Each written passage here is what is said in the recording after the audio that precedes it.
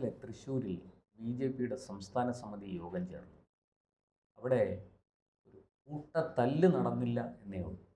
K Surendran, V Muraleedharan പോലെയുള്ള മുൻ സംസ്ഥാന പ്രസിഡന്റുമാരെ അതിൽ ക്ഷണിച്ചില്ല എന്നാണ് പരാതി. അതിപ്പോൾ വലിയ വാർത്തയായിരിക്കുകയാണ്. എന്താണ് തൃശ്ശൂരിൽ സംഭവിച്ചത്? രാജീവ് ചന്ദ്രശേഖർ ഇവരെ മനഃപൂർവ്വം ഒഴിവാക്കുകയാണ്. അല്ല, അങ്ങനെയാണല്ലോ. കുറച്ച് ഉയർച്ച ഉണ്ടാകുമ്പോൾ പാർട്ടിയിൽ തമ്മിലടിച്ച് അവർ വീണ്ടും പിന്നോട്ട് പോകുന്നതാണ് നാം കണ്ടിട്ടുള്ളത്. ഇപ്പോൾ കേരളത്തിലെ ബി ജെ പി ഒരു കോൺഗ്രസ്സായി മാറിയെന്ന് വലിയ രീതിയിലുള്ള വിമർശനങ്ങൾ ഉണ്ടാകുന്ന ഒരു സമയത്തു കൂടിയാണ് കടന്നു പോകുന്നത്. നാം ഇത് പരിശോധിച്ചാൽ ഇപ്പോൾ മാത്രമല്ല, മുൻ ചർച്ചയിലെല്ലാം ചേട്ട സൂചിപ്പിച്ചതുപോലെ തന്നെ ബി ജെ പിയുടെ വളർച്ച കേരളത്തിൽ കാണിക്കുന്ന 2004 മുതലാണ്. ആ രീതി നോക്കുകയാണെങ്കിൽ ഇപ്പോൾ വേണമെങ്കിൽ അധികാരത്തിൽ വരാനുള്ള സമയം തന്നെ കഴിഞ്ഞിട്ടുണ്ട്. അന്ന് കൃത്യമായി തന്നെ അവർക്ക് പ്രവർത്തിക്കാൻ കഴിഞ്ഞിരുന്നെങ്കിൽ. പക്ഷേ ആ 2004 തിരഞ്ഞെടുപ്പിൽ ഒരു MPയെ ലഭിക്കുന്നു, തിരുവനന്തപുരത്ത് വലിയ മുന്നേറ്റം കാണിക്കാൻ കഴിയുന്നു. പിന്നീട് അവിടെ നിന്നും ബി ജെ പി ഈ തമ്മിലടിയും ഗ്രൂപ്പിസവും കാരണം ബി ജെ പി എത്രത്തോളം പിന്നോട്ട് പോയെന്ന് നമുക്ക് തന്നെ അറിയാവുന്നതാണ്. പിന്നീടൊരു വ്യത്യാസം ഉണ്ടാകുന്നത് നരേന്ദ്രമോദി വന്നതിന് ശേഷം. അതിനുശേഷം ഈ 2004 തെരഞ്ഞെടുപ്പിൽ 2 ലക്ഷത്തിലധികം വോട്ട് നേടുന്ന ആ മണ്ഡലത്തിൽ പിന്നീട് 1 ലക്ഷത്തിൽ താഴേക്ക് പോകുന്നത് 4ാം സ്ഥാനത്തിലേക്ക് വരെ പോകുന്ന ഒരു അവസ്ഥ ഉണ്ടായിട്ടുണ്ട്. ഇതിൽ നിന്ന് മനസ്സിലാകുന്നത് എന്താണ്? കൃത്യമായി തന്നെ ബി ജെ പിക്ക് തങ്ങളുടെ കാര്യമാണ് വലുത്, അല്ലാതെ സംഘടന വലിയ രീതിയിൽ അവർ പരിഗണിക്കുന്നില്ല എന്നതുകൊണ്ട് മാത്രമാണ് ഇപ്പോഴും ഇവർ ഈ അക്കൗണ്ട് തുറക്കുമോ എന്ന ചർച്ചയുമായി നടക്കുന്നത്. അല്ലാതെ ഭരണം പിടിക്കാനുള്ള അത് കഴിവില്ല. കാരണം കഴിവില്ലാത്തത് ഇവരിങ്ങനെ തമ്മിലടിച്ച് നിൽക്കുമ്പോൾ ജനങ്ങൾക്ക് മുന്നിൽ നല്ലൊരു നേതാവില്ല. അതോടൊപ്പം തന്നെ അവർ ആർക്ക് വോട്ട് ചെയ്യണം എന്ന ചിന്ത വരും.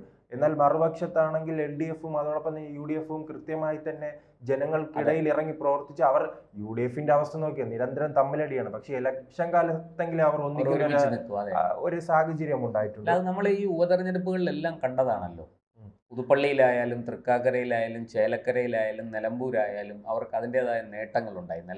ചേലക്കരയിൽ അവർ തോറ്റുപോയെങ്കിലും കെ രാധാകൃഷ്ണന്റെ ഭൂരിപക്ഷം 40,000 എന്നതിൽ നിന്ന് 10,000-ത്തിലേക്ക് ഈ ഇപ്പോഴത്തെ MLAക്ക് ചുരുക്കേണ്ടി വന്നു. അത് തീർച്ചയായിട്ടും കോൺഗ്രസിൻ്റെയും കൂടി നേട്ടമാണ്, BJPയുടെയും നേട്ടമാണ്. ഈ BJP നേതാക്കൾ എപ്പോഴും പറയുന്ന കാര്യമുണ്ട്, ഇവിടെ BJPക്ക് വലിയ രീതിയിൽ മുന്നേറാൻ കഴിയില്ല, കാരണം ഇവിടെ ന്യൂനപക്ഷത്തിന്റെ വലിയ രീതിയിലുള്ള സ്വാധീനമുണ്ടെന്ന്.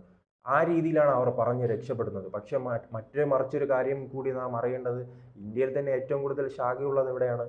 RSS ശാഖകളുള്ളത് കേരളത്തിലാണ്. അത്രത്തോളം സംഘടനാ സംവിധാനമുള്ള ഒരു സംസ്ഥാനത്ത് ഒരു പാർട്ടിക്ക് നാം പരിശോധിച്ച് നോക്കിയാൽ ഏത് സംസ്ഥാനം പരിശോധിച്ചാലും അറിയാം, ആദ്യം ഒരു 10% BJPയുടെ വോട്ട് വളർച്ച. അതിനുശേഷമാണ് അവർ പടിപ്പടിയായിട്ട് മുകളിലേക്ക് കൊണ്ടുവരുന്നത്. മറിച്ച് കേരളത്തിൽ ഒരു 10% നേടും, 15% നേടും, വീണ്ടും നേരെ 6ലേക്ക്. പിന്നീട് അതിനെ ഉയർത്തി ഒരു 18 പോവും. അവിടെ ഗ്രൂപ്പ് വഴക്കും നേതാക്കളുടെ വലിയ ഈ തമ്മിലടിയും കാരണം വീണ്ടും താഴേക്ക് വരും. അതെ, ആ രീതിയിലേക്കാണ് BJPയുടെ വളർച്ചയും തകർച്ചയും കാണിക്കുന്നത്. അതായത് ഒരടി മുന്നോട്ടെങ്കിൽ 4 അടി പിന്നോട്ട് എന്ന മട്ടിലാണ്. അതുകൊണ്ടാണ് ഈ ന്യൂനപക്ഷവുമായി ബന്ധപ്പെട്ട് ഞാൻ പറയാം, ഈ ജമ്മു കാശ്മീരിൽ BJPയുടെ സീറ്റ് എണ്ണം എത്രയാണ്? കേരളത്തിലെ പോലെ 0 നമ്മുടെ കമ്മ്യൂണിസ്റ്റുകാരും കോൺഗ്രസ്സുകാരും പറയുമ്പോൾ ആനമുട്ടയല്ല. അവിടെ 25-ലധികം സീറ്റാണ് നേടുന്നത്. അവിടെ ന്യൂനപക്ഷത്തിന്റെ വലിയ സ്വാധീനമുണ്ട്. പക്ഷെ അവർക്ക് സംഘടനാപരമായി അവർ ശക്തിപ്പെട്ട് ആരാണോ വോട്ട് ചെയ്യാത്തവർ അവരെ വോട്ട് വേണ്ട, ചെയ്യുന്നവർ ഞങ്ങൾക്ക് ചെയ്യട്ടെ എന്ന രീതിയിൽ മുന്നോട്ട് പോയി ജമ്മു കാശ്മീരിൽ അവർ അധികാരം പിടിക്കുകയല്ലേ. അവിടെ ഇതിനു മുൻപ് ഉപമുഖ്യമന്ത്രി വരെ ലഭിച്ചിട്ടുള്ള കാലഘട്ടമുണ്ടല്ലോ. പിന്നീട് നാം ആസാം പരിശോധിക്കുമ്പോൾ അവിടെയും ന്യൂനപക്ഷത്തിന്റെ വലിയ സ്വാധീനമുണ്ട്. അവിടെ വലിയ രീതിയിൽ മുന്നേറ്റം ഉണ്ടാക്കാൻ അവർക്ക് കഴിയുന്നുണ്ട്. ഇപ്പോൾ പുതിയ ഈ കേരളത്തിന് തന്നെ മാതൃകയാക്കാവുന്ന മറ്റൊരു സംസ്ഥാനമാണ് തെലങ്കാന. അവിടെ ന്യൂനപക്ഷത്തിന്റെ വലിയ സ്വാധീനമുണ്ട്. ആ പ്രദേശങ്ങളിലേക്ക് കൃത്യമായി കടന്നു കയറാൻ BJPക്ക് സാധിക്കുന്നുണ്ട്. കേരളത്തിന് സമാനമായി തന്നെ ഇപ്പോൾ ചർച്ച ചെയ്യുന്ന മറ്റൊരു സംസ്ഥാനമാണ് ഒറീസ. ഇതേ രീതിയിലായിരുന്നു. 10% അടുത്ത വോട്ടിൽ നിന്നാണ് ജനതാദളിന്റെ നിഴലായിട്ടാണ് BJP നിന്നത്.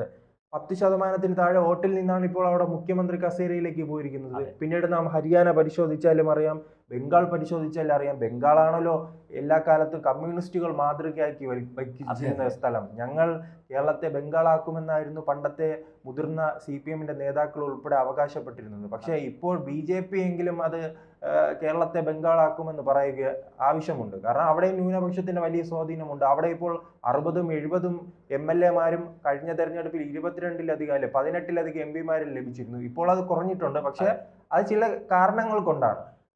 എന്തായാലും ഈ ഭാവിയിൽ തന്നെ ചിലപ്പോൾ അടുത്ത തെരഞ്ഞെടുപ്പിൽ അതിന്റെ അടുത്ത തെരഞ്ഞെടുപ്പിനുള്ളിൽ തന്നെ അവർക്ക് അവിടെ അധികാരം പിടിക്കാനുള്ള സാധ്യതയുണ്ട്, കൃത്യമായി അതിനുള്ള സാധ്യതയുണ്ട്. പക്ഷെ അവിടെ ന്യൂനപക്ഷമുണ്ട്. അവർ ന്യൂനപക്ഷത്തെ കുറ്റപ്പെടുത്തുന്നില്ല. അവർക്ക് തങ്ങൾക്ക് ആര് വോട്ട് ചെയ്യുമ്പോൾ ആ വോട്ടുകൾ അതെ കൃത്യമായി നേടാനുള്ള കരുത്തുമായി അവർ മുന്നോട്ട് അതെ പോകും. അങ്ങനെ കരുത്ത് കാണിക്കാതെയാണ് ഇവിടെ തമ്മിലടി. കഴിഞ്ഞ ലോക്സഭാ തെരഞ്ഞെടുപ്പ് കാലത്ത് വലിയ രീതിയിൽ മുന്നേറ്റം ഉണ്ടാക്കാൻ അവർക്ക് കഴിഞ്ഞിട്ടുണ്ട്. അവർ തന്നെ അത്ഭുതപ്പെടുകയാണ്. ഈ തൃശ്ശൂരിൽ വലിയ വിജയം ഉണ്ടാകുന്നു. ഈ തിരുവനന്തപുരം, ആറ്റിങ്ങലും, ആലപ്പുഴയും, കണ്ണൂരും, കാസർഗോഡും അടക്കമുള്ള മണ്ഡലങ്ങളിൽ പത്തനംതിട്ടയിലും ഒക്കെ വലിയ രീതിയിൽ മുന്നേറ്റം ഉണ്ടാക്കാൻ കഴിഞ്ഞിട്ടുണ്ട്. അത് നാം നിയമസഭ അടിസ്ഥാനമാക്കി നോക്കുമ്പോൾ 11 സീറ്റുകളിൽ 1ാം സ്ഥാനവും 8 സീറ്റുകളിൽ 2ാം സ്ഥാനവും നേടിയിട്ടുണ്ട്. അതിൽ ചില മണ്ഡലങ്ങളിൽ അത്ഭുതപ്പെടുത്തുന്നതാണ്. ഈ ആറ്റിങ്ങൽ, കാട്ടാക്കട അടക്കമുള്ള പ്രദേശങ്ങൾ എല്ലാ കാലത്തും കമ്മ്യൂണിസ്റ്റിന്റെ കോട്ടയായിരുന്ന പ്രദേശങ്ങളിലേക്കാണ് BJPക്ക് വളരെ വേഗം നാം ഇത്തരം മാറ്റങ്ങൾ ചിലപ്പോൾ ഈ തെരഞ്ഞെടുപ്പിന് മുമ്പ് ആറ്റിങ്ങലും ഈ കാട്ടാക്കടയിലും BJP 1ാം സ്ഥാനം ലഭിക്കുമെന്ന് പറഞ്ഞാൽ BJPക്കാർ പോലും വിശ്വസിക്കാത്ത ഒരു അവസ്ഥയുണ്ടായിരുന്നു. അതിൽ നിന്നാണ് വലിയ മുന്നേറ്റം ഉണ്ടാക്കാൻ അവർക്ക് കഴിഞ്ഞിരിക്കുന്നത്. അങ്ങനെ മുന്നേറ്റം ഉണ്ടാകുമ്പോൾ സ്വാഭാവികമായി തമ്മിലടി വേണമല്ലോ. ആ തമ്മിലടിയാണ് ഇന്നലെ ഉണ്ടായിരിക്കുന്നത്. ഈ കെ സുരേന്ദ്രൻ അടക്കമുള്ള, വി മുരളീധരൻ അടക്കമുള്ള നേതാക്കളെ ഈ യോഗത്തിലേക്ക് വിളിച്ചിട്ടില്ല. അത് അവസ്ഥ നോക്കി നോക്കൂ. ഒരു മുൻ കേന്ദ്രമന്ത്രിയും അതോടൊപ്പം തന്നെ മുൻ സംസ്ഥാന അധ്യക്ഷനെയും വിളിക്കാതെയാണ് ഇവർ എന്ത് യോഗം ചേരുകയാണ്?